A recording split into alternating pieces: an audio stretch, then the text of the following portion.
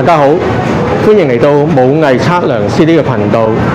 相信大家從事土地測量行業嘅朋友都有提起你嘅工具經驗，就係 Total Station， 就好似咁樣。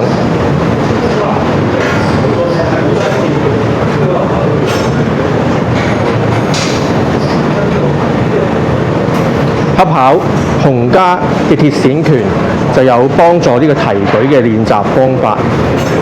太師叔教我鐵線拳嘅時候，叫我咁樣攞一個銀仔收喺你嘅手臂內側，個銀仔要唔跌落嚟嘅，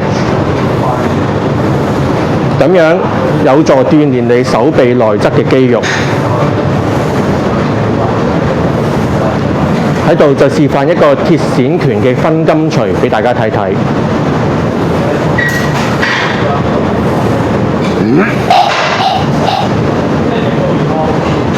多謝大家收睇。